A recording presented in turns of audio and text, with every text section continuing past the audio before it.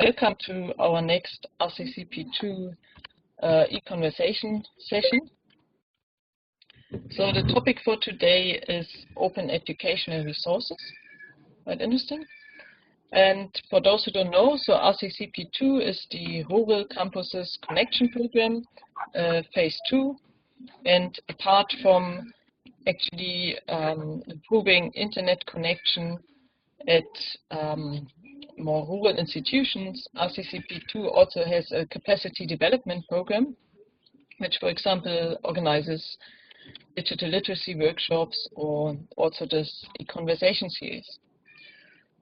And in this series, we talk about topics relevant to the use of technology in teaching, education, and learning and research. My name is Katrin Tirok. I'm an aquatic scientist and data analyst by training and an educator. At the moment, I'm working for the RCCP2 Capacity Development Program. And we have, today we have two speakers. So our speakers are involved in an initiative called OER Africa, Open Educational Resources Africa, and an organization, TENET. I think I will talk about a little bit the background of those initiatives. Our first speaker is Tony Lelliott. Tony was a professor at the School of Education at Wits University. He co-leads the OER Africa initiative and is also interested in school and teacher education related projects. And our second speaker will be Neil Butcher. Neil has extensive experience in educational planning and the use of educational technology. And he is the project strategist for OER Africa and also consults at the moment the World Bank on a range of project activities. A few things before I hand over to Tony. So we also have an Etherpad we use during this session. So the link for the Etherpad you can see on the screen I share, and it's also copied into the chat area.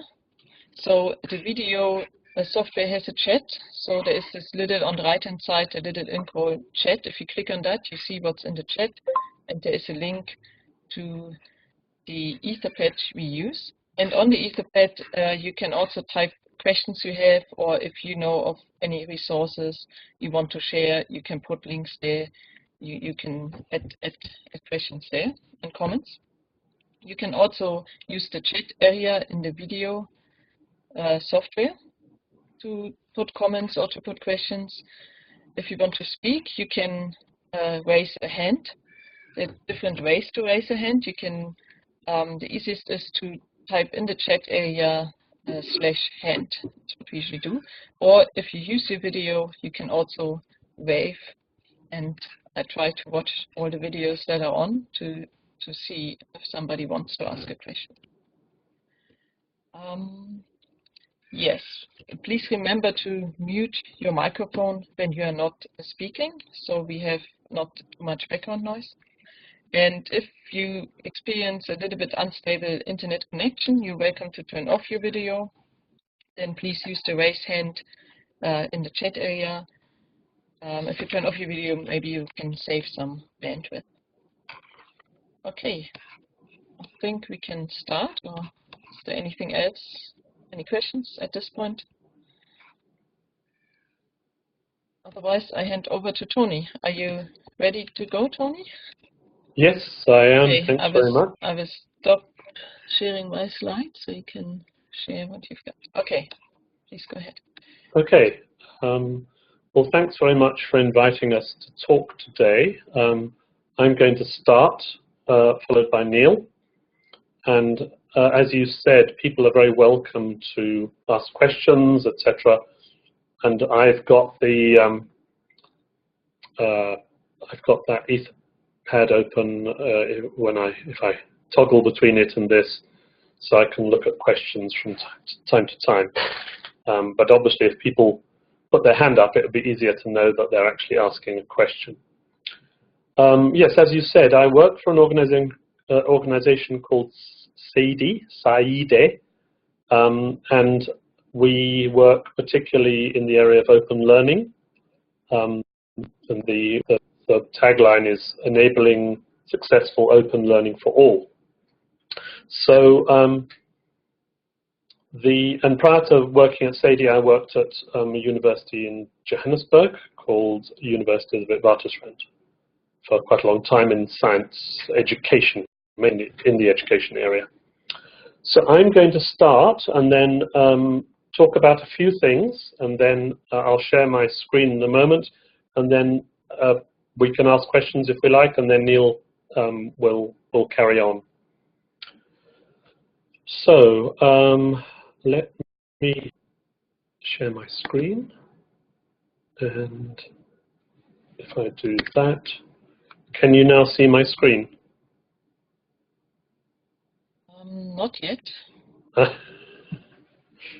it's interesting. I can. I can see it on the system. This is what we tried out yesterday, and it worked fine. Strange. I still see you. You want me to share the slides, Benny? Well, it would just say strange. It was working perfectly okay yesterday. So oh, maybe I know why. I think I need to do that. I think it's working now. Yes. Is that okay? That's okay. Okay, great. Okay, so your area is the focus of today is higher education, and we want to talk a bit about OER in support of openness. And Neil will talk about it in a bit more detail later on. I'm just going to introduce people to the concept of OER. Obviously, some people participating today will know and others won't, but we thought we'd get everybody up to speed before we look into OER within higher education. So OER Africa is an initiative of SADI, and we work together with Neil on this. We are co-leaders of this initiative. And so today what I'm going to do is I'm going to talk about OER themselves, what they are, talk a little bit about licensing, and then give some examples of sources of OER, and then finally how people can use them. So that's the sort of general area of my talk.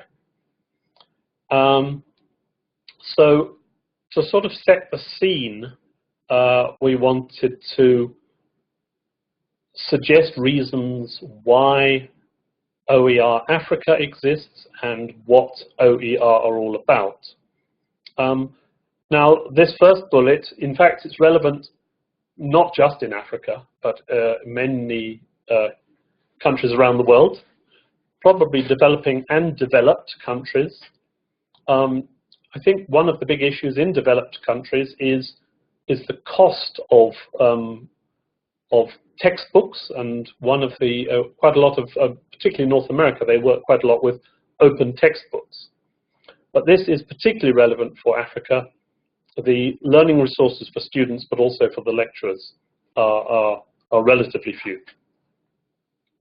I just touched on the idea that I was at a university in South Africa about 2 weeks ago, running a workshop, and the whole corridor, and sort of outside corridor, was lined with students all selling old books that they'd presumably bought the previous year for their previous courses, etc. And they're trying to now sell them to new students who are arriving.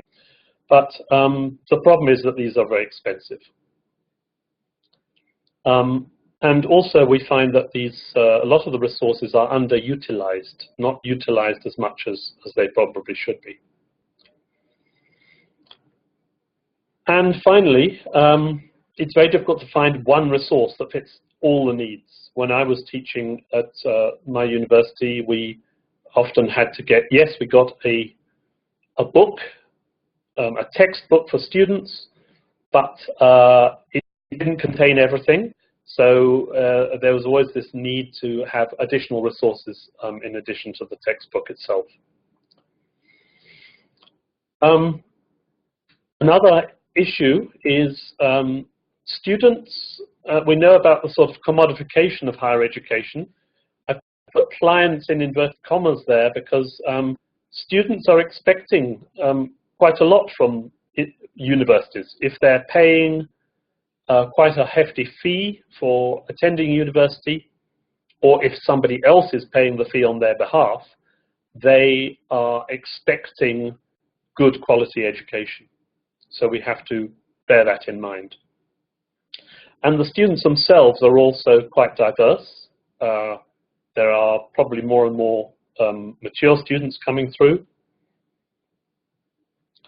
And so all of these changes tend to suggest the need for diverse learning resources and more of them. So that's really the scene in the background to sort of say, okay, well, why open educational resources? Okay, so what are OER? I'm just going to do a very simple explanation. And these are taken from a former colleague of mine, Tony Mays. You'll see that at the end of this presentation. Adapted this from him, and you'll see his name coming up. So this image, it's an image, and one can say that it's a resource. One can use it as a resource. However, if I own it, or in fact the person who took the photograph, Tony Mays, that's his photograph. It's his. He owns the rights to it, and it only becomes an educational resource when you do something with it. So now it's become an educational resource. We're asking some questions about it, about the name of the bird, and then maybe this would obviously be in a sort of biology type course. So that resource, now it's an educational resource. And if we now give a license to it, we can say that this is now, we are sharing this with other people to use. They are allowed to use this resource. We've shared it under a thing called a Creative Commons license. And I'll talk about those in a minute or so. Okay, so that resource then is an educational resource, and it's now been shared to become an open educational resource. The copyright, originally belongs to the person who took the photograph, but they have openly licensed it to allow anybody to use it. Now, of course, this is a picture of a bird, but of course we could have all sorts of types of education resource.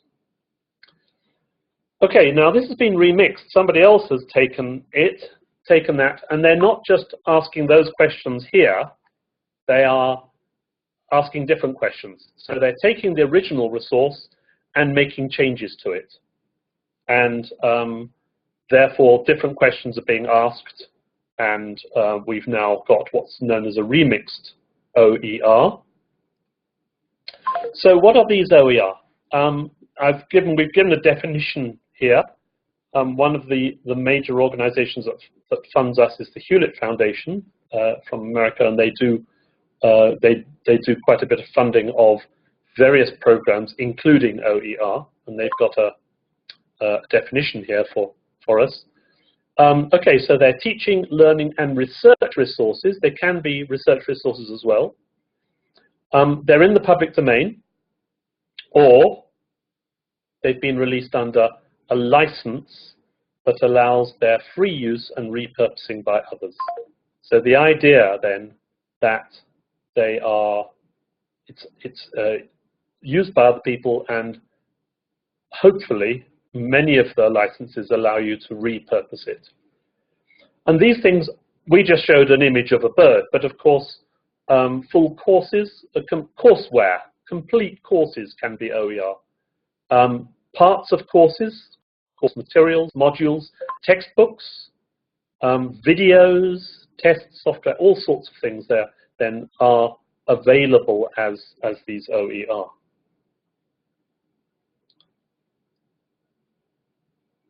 I'm not sure if there are any questions yet, but if there are, could you alert me to them? Because I'm only seeing my screen at the moment. Okay, so in that definition, we actually put some words in bold, and that is because we at OER Africa believe that it feels strongly that these resources should be free, they shouldn't require any permission to use them, and they should allow people to adapt them and use them in different ways. Okay, so one of the main licensing, one of the principal ways of licensing OER is to use a thing called a Creative Commons license. So if you don't know about Creative Commons, you can just go to the Creative Commons website and read about them, but they're referred to as CC licenses.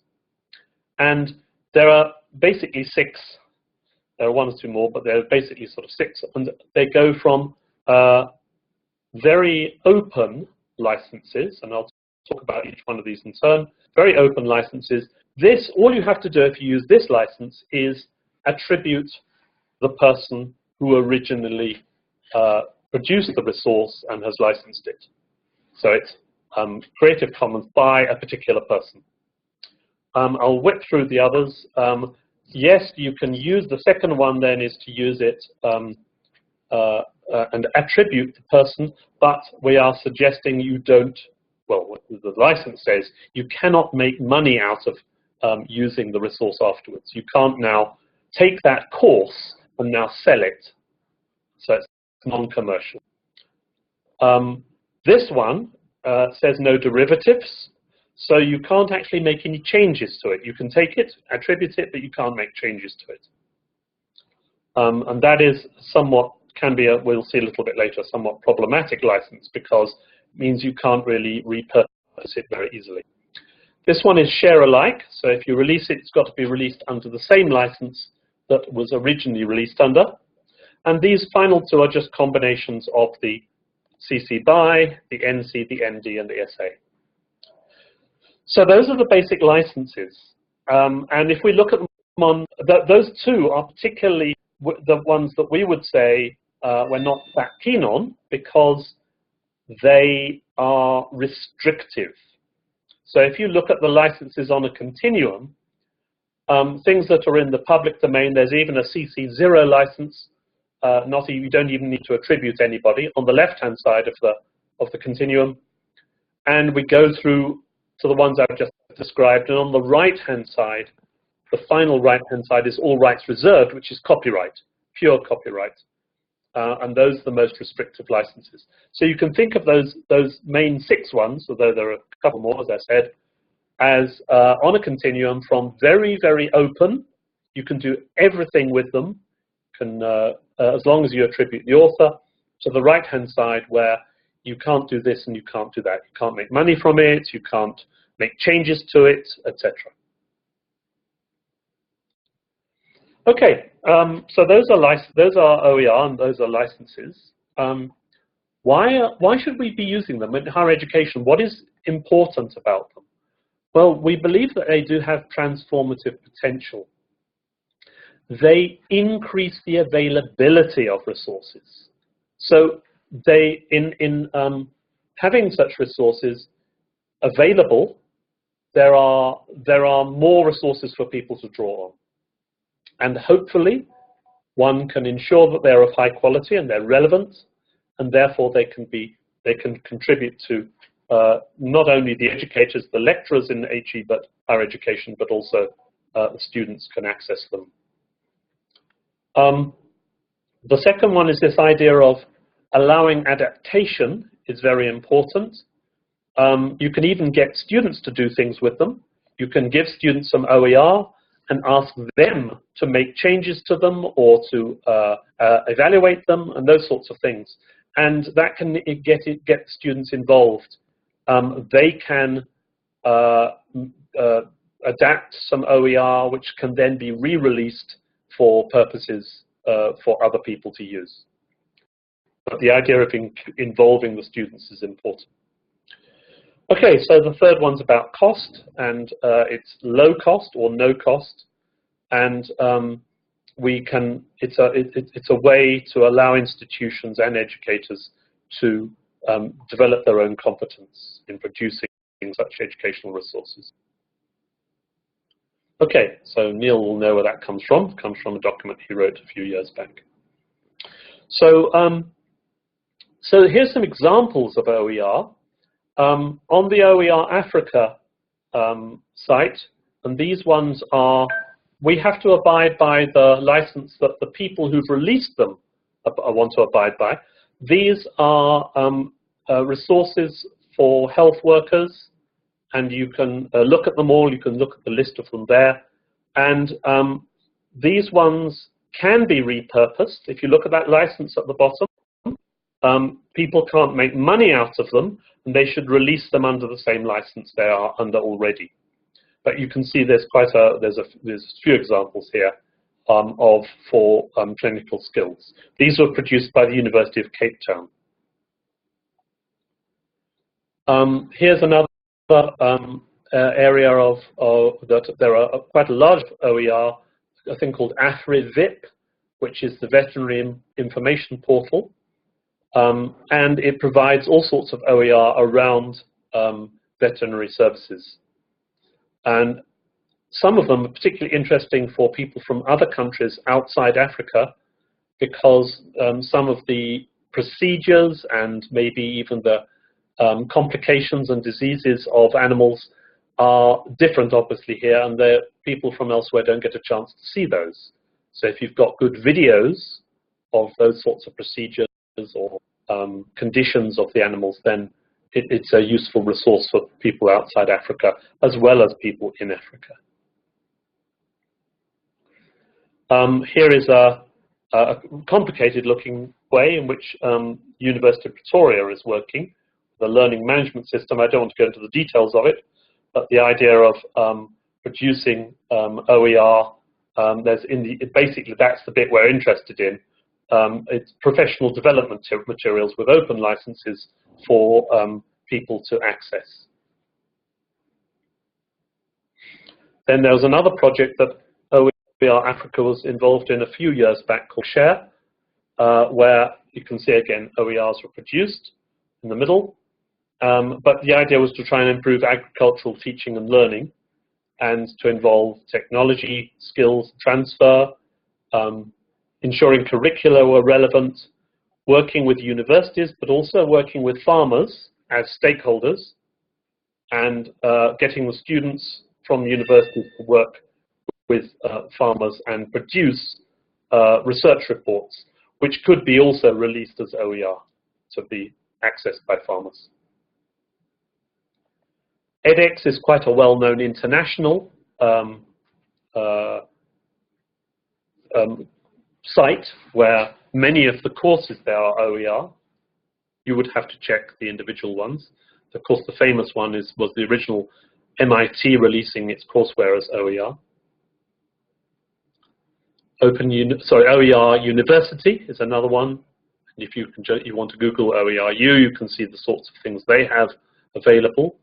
And here, the courses themselves are based solely on OER. And here another, one or two other examples of free online university, which is, this is not an African example, but it's an example. Okay, so those are some examples of places. Neil will be talking a little bit later on about finding OER and how you can use them in why they're so important for higher education institutions. I just want to say a few words about how we can use them. People would want to adapt them and hopefully create them. Take other people's ideas, adapt them, create them from scratch. But the important thing is to make sure these resources are as good quality as possible. So when if you are a person who looks for resources and hasn't been involved in OER before, you obviously want to look for resources that are fit for your purpose. Are they up to date and all those sorts of things? And these OER, one would hope they are as good quality as any high quality resource anywhere. But one of the things we're moving towards with OER Africa is it's not just about finding resources, but it's also about thinking how resources can be used for teaching. And one of the areas we're trying to work on is professional development for academics in higher education institutions, thinking about how they can find OER and use them, but also how they will actually teach using such resources. And so the idea here is to try and push people a little bit. What we don't want is people just to put courses up online and expect all the work to be done by a person reading them, but the courses themselves are not, in other words, the courses as content up online. We would want the courses to be interactive, and so that the students who are interacting with them will learn from the interactive processes of activities, etc. So some of the resources that people find, we would be interesting if those would challenge the way they already teach. So these are some of the examples I mentioned earlier. Mixing, remixing, taking one or more and remixing resources together. Adapting, localizing, very important. If you take a resource from an American, let's say it's an American course, which has got a lot of jargon and slang that not necessarily relevant to South African students, and you'd need to adapt it and localize it. There may be a case of translating it as well, and you might want to extract parts from it for example, for another course or whatever. But you might want to use them for completely different purposes, and you might want to work on a course and then sort of change it to fit your curriculum. And even then consider your own curriculum to see whether it can be improved by using such resources. So we would like, the idea is really to get the resources to mobilize the high quality teaching and learning in institutions. Okay, now there are quite a few places you can find out more about OER. I'm just giving you two sites which are OER Africa sites. There's an interactive area called Understanding OER, which you'll see at the top if you go to the OER Africa homepage, which is oerafrica.org. Explains all about OER, and then we're just developing some tutorials, some standalone tutorials, learning pathways for people to learn about aspects of teaching and learning, particularly, and we've got a couple on research as well. Those are things we are developing, and the first one we developed is, which Neil's been quite closely involved with, is finding open content, which is available there on the OER Africa website. So I think I'm going to finish there. That's my session finished. So my name's Tony Lelliott, and I will thank you very much for attending, and I'll welcome any questions.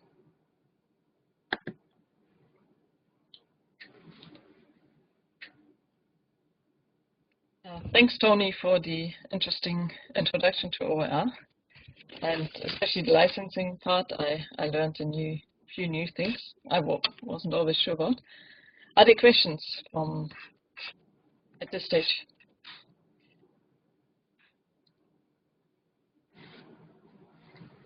I just had one question, but maybe it comes.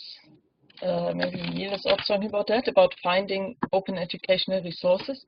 It seems at this stage they're kind of spread out in the internet, and one needs to maybe go at individual university websites and Google through there. Is there anything like a database or something that has links, or like when somebody uses for a resource for a specific topic, people can find a collection of links or something like that? Okay, Neil, are you going to be talking about finding and at all in your session?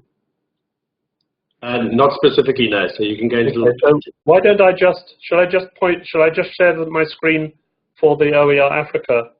Yeah. Finding open content. So let me. If I can interrupt while you're thinking, Tony, we can also, on the Etherpad, share links. So anybody in the audience that is aware of where to find open educational resources, please feel free to use the Etherpad. Okay. Let me just put this up. So I'm just opening the website. And it's rather slow, unfortunately. I don't know why. Maybe it's my link. Oh, yeah, coming up. And I'll share the screen again in a moment.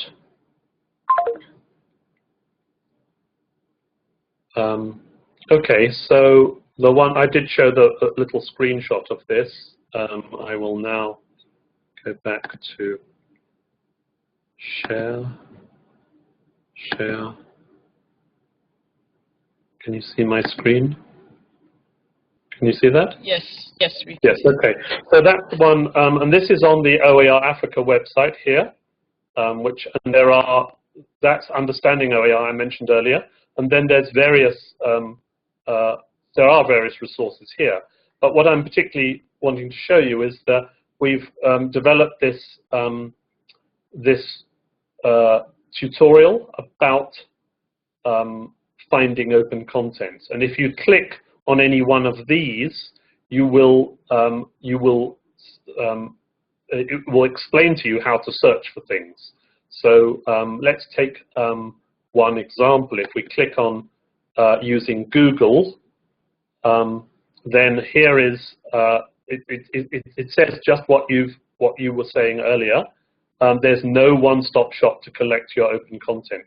So what we've got here is a short video for you to do that, to learn how to use Google Advanced Search.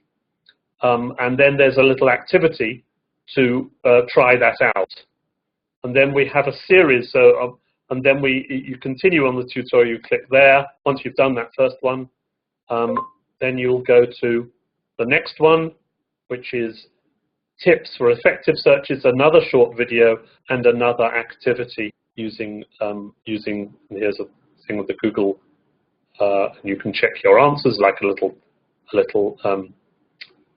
quiz, and then you can continue in the tutorial now using Creative Commons content. Here's a third little video, and you can an activity for you to try out. So the idea here is it's a self learning module about how to search for open content.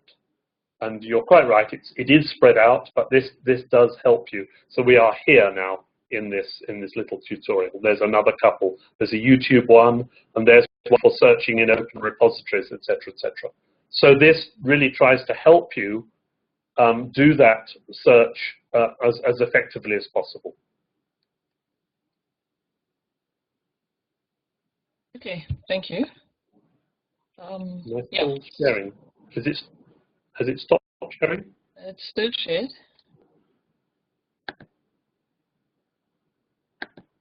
Okay. Is it gone? I can't tell from here. Neil, you're currently sharing your web browser, so you might have to click on your web browser and find the stop sharing button.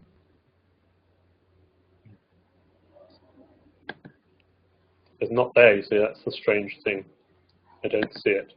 Katrine, if you start sharing, will it maybe go away? I don't know. Because I've said I've asked it to go away, but it seems to still be here. Okay. Yeah, replace my share, that's fine. Good. Okay. More questions for Tony. You can still also ask at the end, of course. I lost my Etherpad now. I have some questions, but I think I would really like to hear from Neil, and then I'll keep my questions for afterwards. Yeah. Okay. Let's do that. So, Neil, do you want to? Okay. Thank you. Yeah. Okay. Thanks. I can see. It's fine. It looks good. Okay, great. And can you hear me okay now? Yeah, very well. Very good. Okay. Good morning, everyone. So Tony's provided a little bit of a background to the concept of OER. So I get to do the more entertaining soapbox presentation about why all of these concepts of openness are so important in higher education. Some of what I'm going to say is actually derived from a series of workshops I've been running for the Department of Higher Education and Training on open learning. But I'm also in the privileged position of being engaged to work around the world. So a lot of what I'm saying, I think, is not specific to South Africa, but actually reflects a number of different global challenges that we face in the higher education sector. So I just want to very quickly run through a couple of points that I suspect will be kind of common sense to everyone here, but I think we often tend to forget about them when we get caught up in the day-to-day rigmarole of delivering higher education. So I'd just like to remind us of what some of the key imperatives are that should force us to think about these issues a little bit more. So looking specifically at South Africa, I think one of the things we haven't grappled with enough over the last 20 years is what the imperative for higher education is in a changing social context in South Africa, and particularly how the role and responsibilities of higher education institutions are changing as we get more and more historically disadvantaged students coming into the higher education system. We've had lots of conversations about the challenges that this has created, but fewer about actually what the responsibilities of higher education are under those circumstances. So obviously, as we know, many of those students are historically disadvantaged.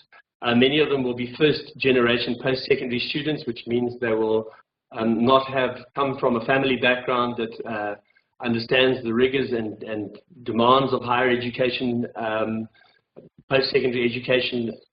But also, very importantly, what it very often means is that economically they're under severe pressure to start getting into the workplace and generating an income, because very often they're being supported by a broader family network that is quite stretched for resources. And it's very often the case, as we know, that many of them will have received inadequate schooling. In parallel with that challenge, obviously, as we all know, there's this very rapidly changing world of work, which I think we all agree, amongst other changes, is being driven by technological development. There is this ongoing discussion about the fourth industrial revolution. I don't like that concept particularly because it sounds to me very far removed from the realities of where most unemployed people are sitting. But the reality is that technology is displacing many jobs that have been historically available in South Africa, particularly amongst unskilled and semi-skilled people, but increasingly also amongst white-collar workers, and I think that's a really serious challenge for higher education. And in parallel with that, as we all know, our biggest social challenge is this just burgeoning unemployment rate amongst our youth, which really is a massive source of social destabilization. There's a lot of talk always about our political circumstances, but I still think that underpinning most of the politics in South Africa is that core challenge. And I think that the evidence that I see is that across the board, our institutions, not only in higher education, but really across all of civil society, have not risen to the challenge of tackling unemployment properly yet. And then obviously in parallel, all of your institutions are under this significant pressure to increase enrollments to accommodate the burgeoning demand for post-secondary education and training. More broadly than that, and I think this then connects us to this concept of OER, is we're seeing online this explosion in collective sharing and generation of knowledge due to ICT, which is placing the traditional role of educational institutions under quite severe pressure.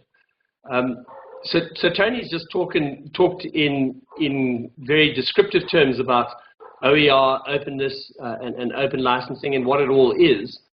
But I think what we need to remember is that underneath everything that he said is not a good or a bad concept from a moral perspective, but rather something that reflects a reality about how rapidly information is being produced and disseminated online, and how increasingly systems are in place to enable the free flow and sharing of that information at rates that far outstrip the ability of universities, government quality assurance systems, curriculum development processes and everything else to actually be able to process and manage that information. And its effect on the workplace is occurring at a far faster rate than universities in their traditional form in terms of how they design and develop programs and implement curricula are able to keep up with those changes. what it also does, unfortunately, I think, is it creates a little bit of a crisis of confidence, particularly for universities, because historically universities have been positioned as the gatekeepers of knowledge in society. But the gates have blown open a long time ago. And so the idea of curricula that are these pre-packaged sets of well-curated content in the form of either lectures or resources that lecturers assemble and put together and present to their students and guide them through has just very rapidly become redundant. So underneath this concept of open educational resources that Tony described comes not only the opportunity to harness all this open content using the kinds of tools that Tony was just illustrating in that Finding Open Content tutorial, but also actually a significant challenge of how to prepare students to live and work in a world in which information is being generated far faster than we can process or control it. And accompanying that, I think, also is a significant challenge to rethink how we actually construct and implement curricula in our institutions. So for me, the concept of OER and the concept of open licensing shouldn't just be seen as motherhood and apple pie, as some good thing that helps us to bring costs down and to deliver nice resources to students. It also is at the center of a very significant, almost existential crisis, I think, that higher education institutions around the world are trying to grapple with. In South Africa, that takes on added urgency because of all of the previous contextual issues that I've raised, because in that world, the consequences of the digital divide tend to be magnified over time. So people and students who are able to access educational environments that are ICT rich and that are helping them to learn how to manage and select and use information effectively are more likely to build on that knowledge and gain further advantage in the workplace and in society more generally. Whereas those who are outside of those networks, which is a large proportion of the unemployed youth we're trying to target in higher education systems, run the risk of falling further and further behind from those knowledge economies. So we have to really work out how to integrate marginalized students into ICT-enriched higher education environments. But then lastly, and sort of somewhat from left field, I think the other big dilemma that's been created by ICT and all of the possibilities that ICT systems generate is that we've seen this massive proliferation of systems. And I'm talking mostly about systems that are underpinned by some kind of technology. But these can be management information systems, quality assurance systems, curriculum development systems, assessment systems. And I think governments around the world have been proliferating policies and systems that increasingly impose a growing academic administration burden on staff within the institutions. So we have access to all of this massive potential in technology, but I think one of its greatest consequences, instead of helping to make the jobs of academics and administrators easier, has actually been to make their lives significantly harder by creating more and more things that they have to do. And the more I engage with universities and governments around the world, the more convinced I become that the vast majority of those systems, particularly, in my opinion, a lot of the systems that exist around quality assurance and quality control, are actually so onerous in terms of the time commitments they generate that actually they're no longer contributing to improving the quality of the student's experience, but actually are just sucking up the time of academics and administrators and preventing them from being able to do their job properly. So I think this concept of OER and openness exists in a complicated world where we have significant challenges. But also, I think embedded in all of that is then where openness provides us opportunities. So Tony's spoken about OER, but I'd like to just remind us that the concept of open educational resources is a subset of a much bigger concept, which is the concept that interests me more, and is the concept of open learning. This quotation in front of you is taken directly from the white paper on post-secondary education and training. And that white paper describes open learning as an approach which combines the principles of learner-centeredness, lifelong learning, flexibility of learning provision, the removal of barriers to access learning, the recognition of credit of prior learning experience, provision of learner support, construction of learning programs in the expectation that learners can succeed, and the maintenance of rigorous quality assurance over the design of learning materials and support systems.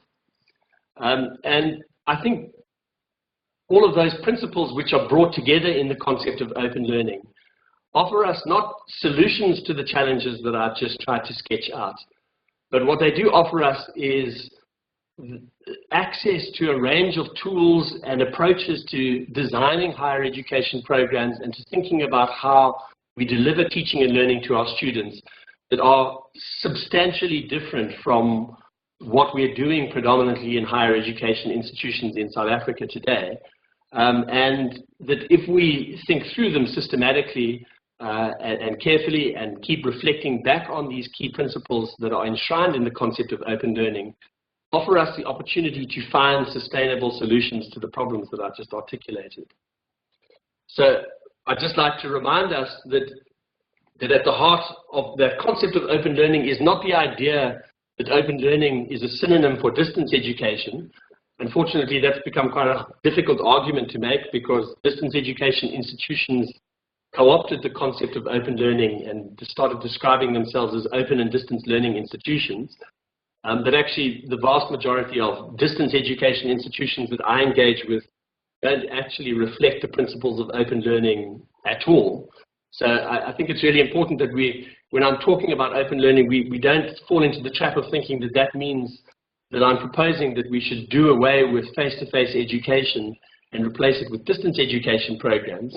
And likewise, that doesn't mean that we would be implying a move to e-learning or online learning. Although I think that if you look at the examples that Tony has shared with us, it's very clear to me that thinking about solutions to the challenges that we face in higher education without thinking about the ways in which those technologies and those kinds of teaching and learning materials can be harnessed to help us find solutions to the need to scale higher education while retaining the quality of the services that we deliver to students. I think thinking about that without thinking through how we can harness technology as part of the delivery of that doesn't really make any sense in the 21st century. And I think that's particularly where OER has a significant role to play. But this is not the same as doing open learning, and it shouldn't be equated with open learning. Rather, these are all tools at our disposal that we can draw into thinking through systematic solutions to the challenges that we face.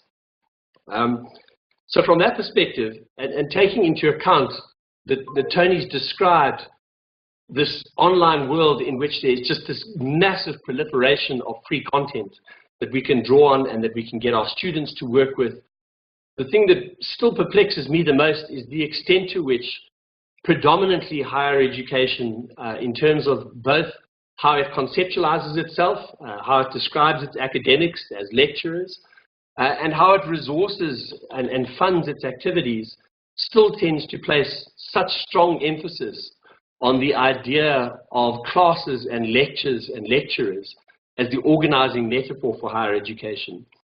So for me, one of the greatest potential strengths of OER is the opportunity to rethink the idea that face-to-face lectures are still the most cost-effective way of delivering the curriculum to students.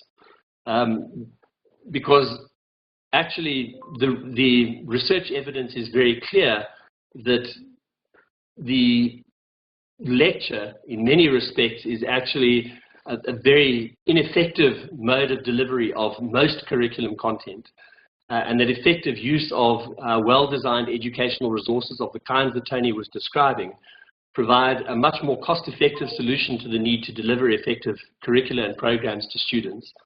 But at the same time, what this metaphor also prevents us from reflecting on is the extent to which the face-to-face time that we do spend with students can be much more productively spent, not by delivering the curriculum to students, but by engaging in ongoing interaction and discussion and conversations with them about that curriculum. And unfortunately, I work quite extensively with a lot of universities in South Africa and abroad. In terms of sheer quantitative delivery, the reality is that the vast majority of face-to-face time that academics are spending with students is still being spent in lecturing content to them, instead of harnessing the kinds of tools and resources that Tony has described to shift the way in which we use resources in higher education to find sustainable, scalable solutions to the problems that I've described.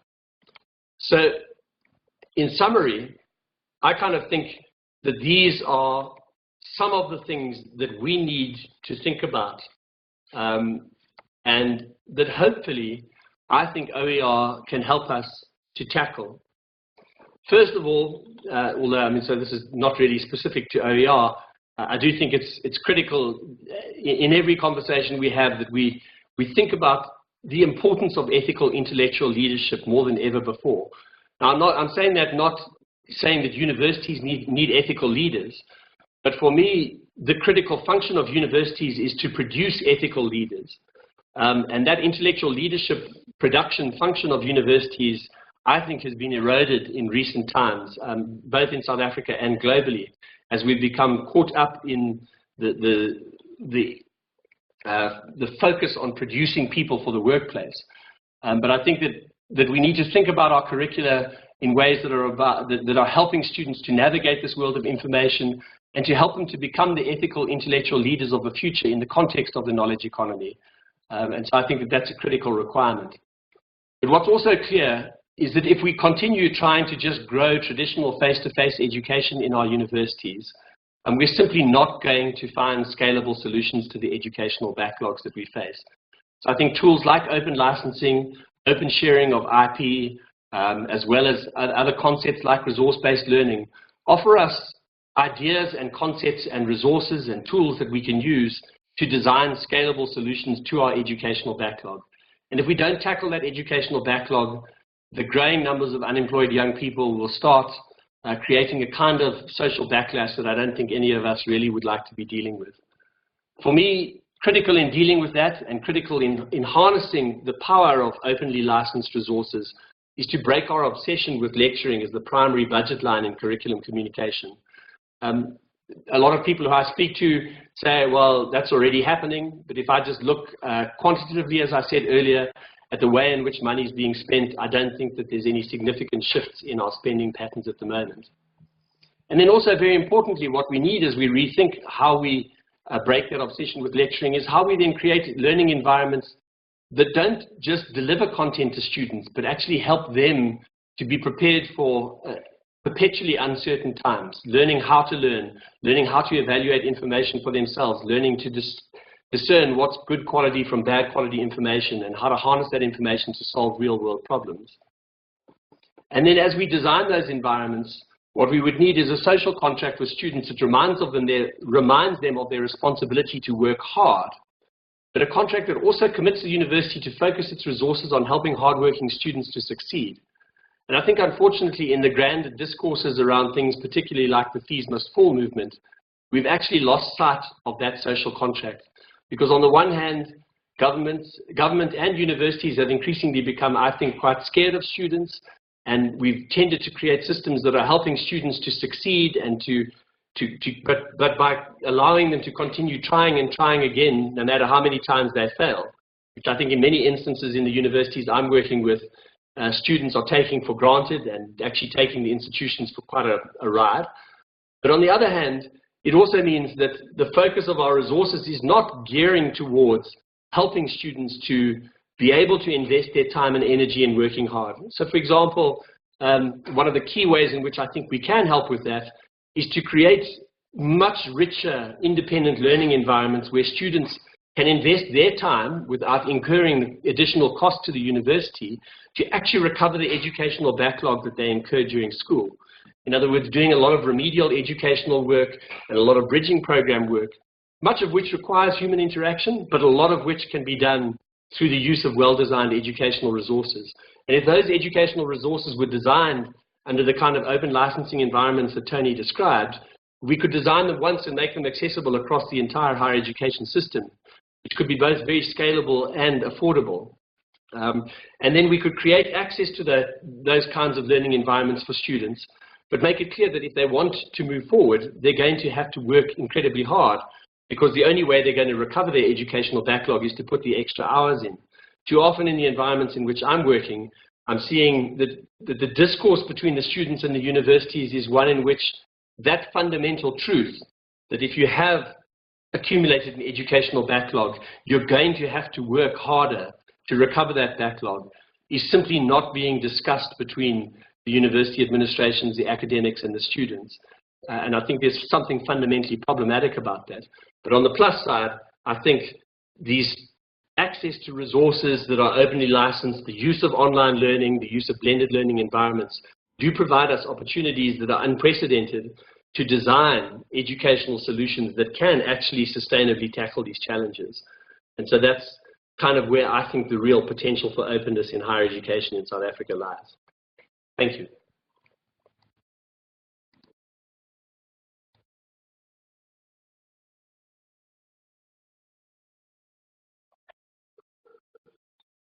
Right, I'm finished there. Thanks, Neil. I think Catherine's muted somehow.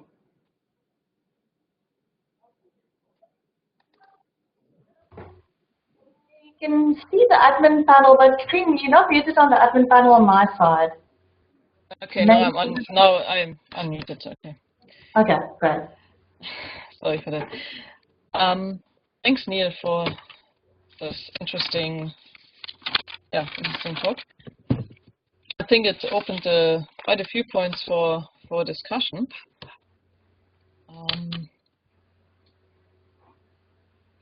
I saw already one comment from Elni in the chat area.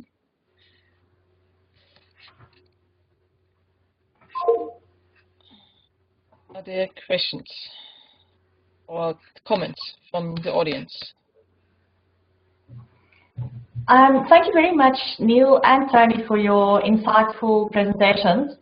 I liked how you balanced facts and resources with vision and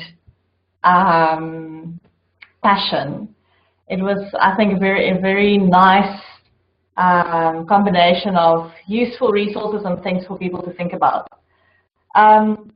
Specifically, the Creative Commons licenses, or any licenses for that matter, I think no one I ever speak to at universities is aware of licensing. People are very scared to license anything because they're afraid that they will be using the wrong licenses. So they rather don't license it at all, which means it goes in under copyright. So it's really not reusable by anyone. So I think there's a big scope at universities for people to do more training on licensing specifically, and to understand licensing before they do the training. So that was very useful. My question both to Neil and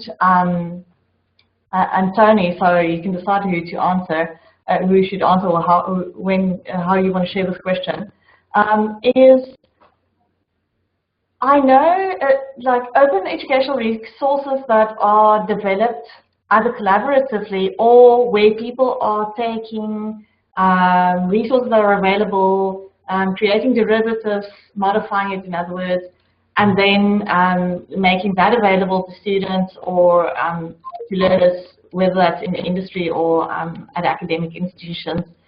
It's really hard to give credit to who contributed what. And I think that has been a challenge in developing open educational resources collaboratively. And I wonder if you have any insight on how to give credit, because I think, which brings me back to the conversation that Neil was having about what universities are after, and universities are after output. And so lecturers and researchers have to show that they creating stuff under the name of the university. So how can lecturers or researchers who are developing open educational resources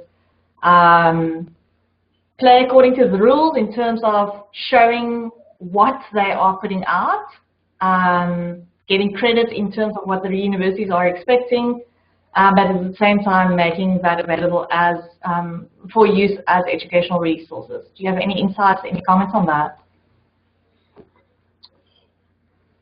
Neil, shall I go? Shall I say something first? Yeah, why don't you do that, and then I'll add.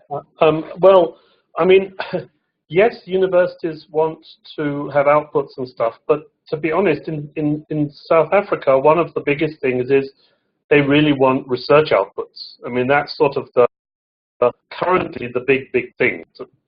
And one of the areas we're going to try and produce a short sort of learning pathway is about how to openly license your own research, which is different from OER.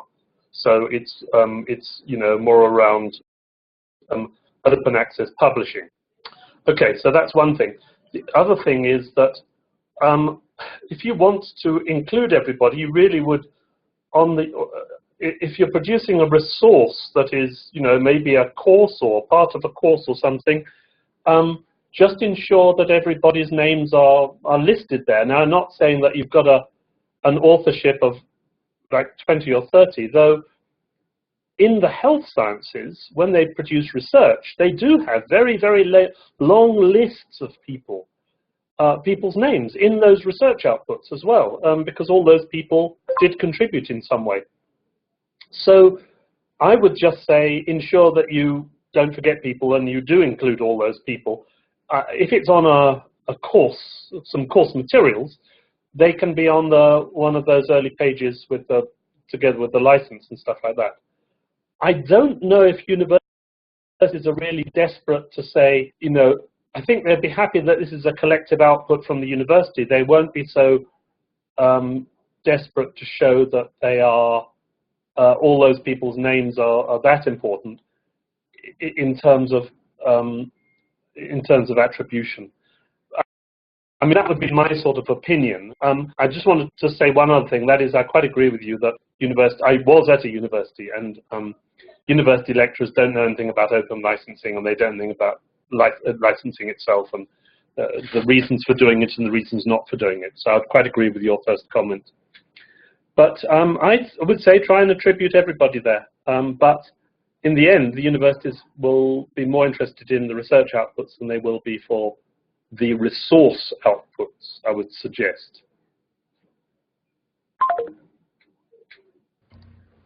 Thanks. So Tony's provided a very practical answer to your question. Mine is much less practical, I think, in the current context. But because what your question illustrates is just how antiquated the performance systems in universities actually are, because they place emphasis on things that are really increasingly marginal in the real world. So I run a business where if we had to worry about how we got credited and recognized for everything that we generated, I'd have to actually set up an entire separate department just to keep track of all of the recognition that we would need to be getting given for all of the different things we're producing. Because the reality is that as the tools of information production have become so much more ubiquitous and easier to use, information is just being generated too fast and being regenerated and mixed in the kinds of ways that Tony's described. And trying to keep track of it is increasingly impossible. What I've also discovered in the world of the knowledge economy is that what's much less important than being accredited for individual artifacts or products is being recognized as a person who has the skills to engage in that world. So as long as I feel confident that people realize that I'm good at doing things, I'm much less worried about whether or not individual products recognize my contribution to them. And I think that that's actually increasingly where incentive systems are going to need to move in higher education, because trying to keep pace with that old style of recognition of individuals' performance, which really comes from a world where information bases were quite static, and so the rate of production of new knowledge was still quite slow. But because it's been accelerating so fast, systems can't keep up with that anymore. So I do think that underpinning your question is a quite fundamental one of how HR systems in universities start to adjust to recognize different kinds of performance in academics and performances that are not just output-based. but are actually very much more focused, both in terms of, and I think that that's on both the research and the teaching and learning side. I tend not to get too much engaged in the community pillar of higher education, because my view is that the main community contribution of universities is to do good teaching and learning and good research. But I think, even the entire research incentive system is predicated on an assumption that individual researchers tend to work on their own. But all of the most important research questions that we need to tackle in the world today are not research questions, in my opinion, that can be easily answered by individual academics working in isolation from broader knowledge networks. So we have to find mechanisms that are going to recognize academics for participating in much bigger research initiatives than ones that they can just control and that lead to a single journal article. But unfortunately, we haven't got there yet.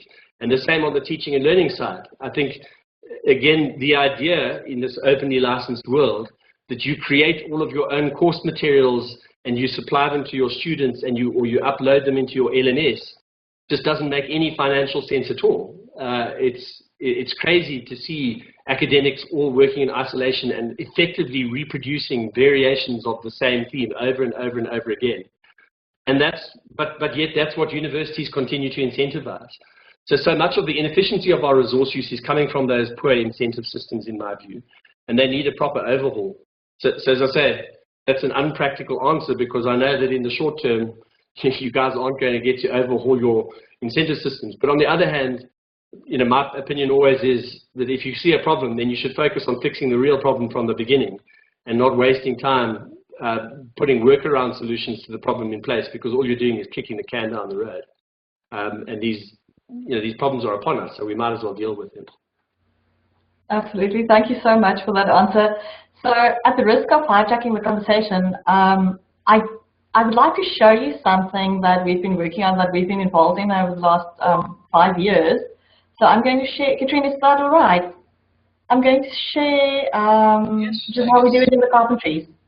Okay. So I've been part of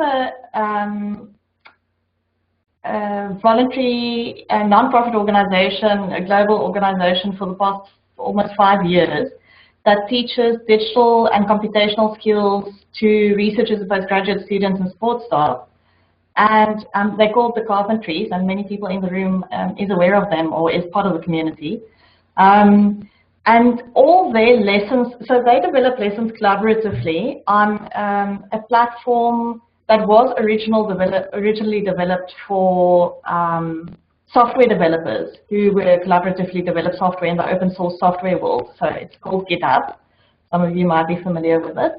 The lessons are developed in GitHub online in the cloud. And every contribution that every person makes, so whether it's a typo fix which improves the material, or whether it's adding a new exercise or whatever, is captured in the system. And there are also the opportunity to have conversations about these resources. So the lessons I'm going to share with you, I hope my sharing application works. Oh, I'm in the wrong one. Oh, maybe this will work. Okay, let me share. So can you see the lesson, Katrine? Yes, we can. Okay, so this is what the lessons look like. It's online, very much like anything else. It's all published under Creative Commons CC BY. In the back, I can show you what it looks like as well. So in the back, it has all the files that is used. So this is very, very technical in the back. But nevertheless, for those in the audience who are familiar with this kind of system, all the files that are used to create this website, which I just showed you, can be edited by any person in the whole wide world. Your edits are vectored for addition to this lesson by a community. And once a quarter, these lessons are then published in a platform called Zenodo, which was originally developed to publish open resource artifacts, open research artifacts. So publications, presentations, and many, many other things. They now also do these lessons as a GitHub repository, and it can be versioned. But what I want you to see here is that every person who contributed to the lesson is listed without really saying who contributed how much, because the community's viewpoint is that any contribution improves the lesson. And then people who are kind of the maintainers of the lesson are listed as editors. Zenodo creates a digital object identifier, which is something that is recognized by, I'm now talking to the way that universities recognize outputs. So Zenodo creates a digital object identifier. These lessons can also be cited. So there's the license, the digital object identifier, and a citation. So if you did use the lesson, you did do a research on the lesson, whatever as Tony and Neil was referring to in terms of how do people teach, what are people teaching, doing some research around that, that's possible. But best of all, for someone who is in the academic system, this digital object identifier, if you are one of the contributors to the lesson, the digital object identifier will be picked up by your ORCID profile automatically, because it generates this DOI and is part of kind of the feeding system for ORCID. So automatically every few days your ORCID will be updated with whatever is published in Zenodo or Figshare, and that helps you because an ORCID ID is now a requirement by the NRF. For students, I think from master students onward. So that's just a workflow that is working already, and speaking to the way that our universities want people to contribute to get recognition or show their outputs. And I think between what Tony was saying and what Neil was saying, we have to find a way to incentivize people to create open resources so that there are more people who use open resources.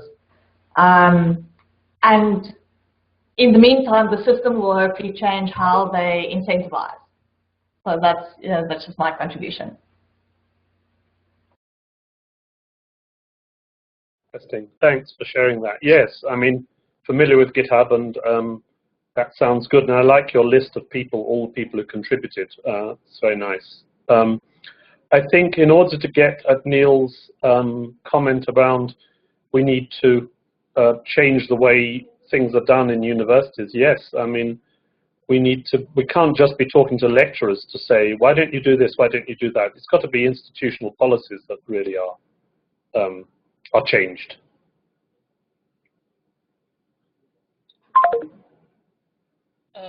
Yeah, thanks for this.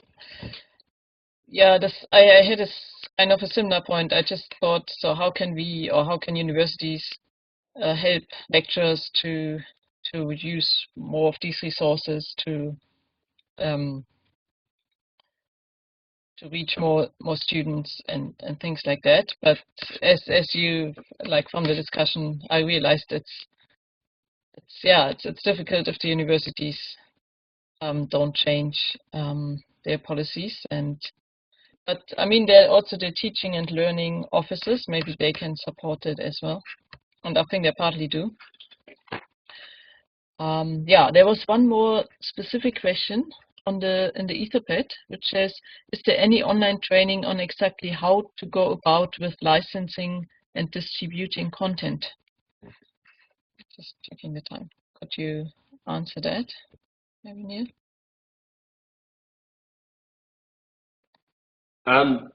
So, I mean, just on the part of licensing content, there's quite a lot of training available. Some of the stuff that Tony shared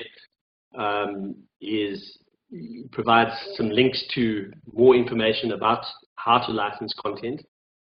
The problem of how you share content is a little bit more complicated because there are lots of different options and alternatives for doing that. my concern is that most of them are still also trapped in this kind of old style world of how we think about sharing content. And so quite a lot of them are, I think, quite cumbersome and difficult to use. But we are working on trying to develop more training resources of the kind that Tony shared that can help people to think about that. In the meantime, what we could do is also put together a few links and maybe share with you, Katrin, to distribute to others, of some links to resources and things that are online that people can use to at least learn about those two areas in the meantime. I think in the long run, the whole concept of distributing OER is going to depend on institutional policy, not just on academics operating in isolation. And I think that part's going to be a bit tricky, but there are some that are already doing that, like UCT, for example. We've just helped University of the Free State to launch an OER repository, and there's a few institutions that are starting to do that. But even the way in which they're doing it is a little old style. But let us assemble a little email and send it to you, Katrin, and if you could send it on to the participants, maybe that would be a good way forward. That sounds good. Thanks. We will also share the notes from the Etherpad and the video. So everything, all the links that are on the Etherpad, we will also share on the website, on the RCCP website. But I will also forward an email if you send it to me. More information. That sounds good. Okay, are there any final questions? The time is quite far.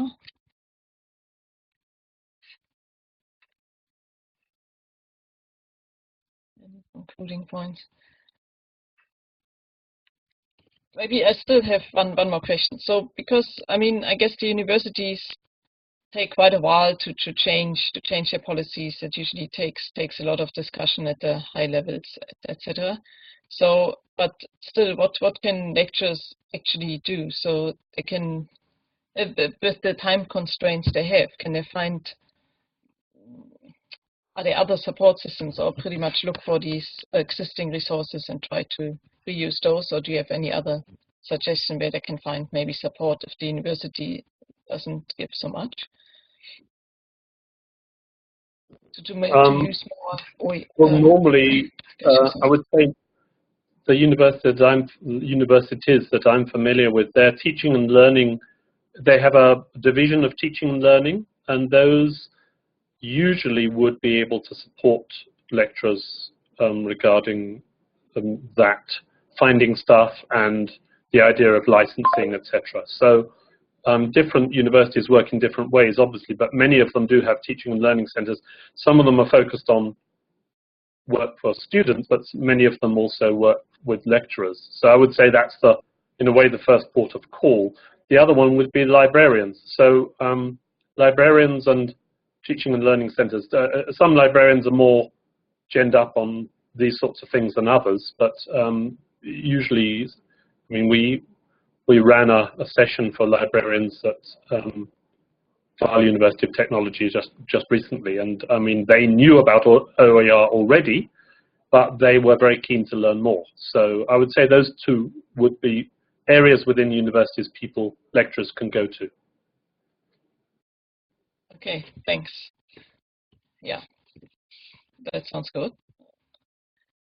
Okay, if there are no other questions, I think we can wrap up here. As said earlier, we will share the recording. We usually need a bit of time to edit it a little bit, but we will also share the slides. If you share them with us, we can, or publish them, we can share the link, and also the notes from the Etherpad with all the links we will share on the RCCPII website as for the last events as well. Okay, thanks everyone for joining. Thanks a lot, Tony and Neil, for taking the time and speaking to us.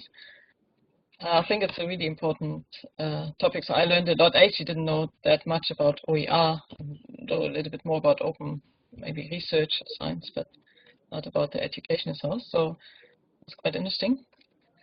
And yeah, thanks everyone for joining. And Anelda, is there another one coming up? Do you want to do an announcement for the next event, or is that not Thanks, Katrina. I think this fixed? is Yeah, the next eConversation. Is it fixed already? Or? Oh, it's not. Oh, sorry. no, it's the last one. You can check the website for updates if there will be another one. Okay. Thank you. Thank you very much, Tony and Neil and Katrina. Thank you. Thank you for inviting us.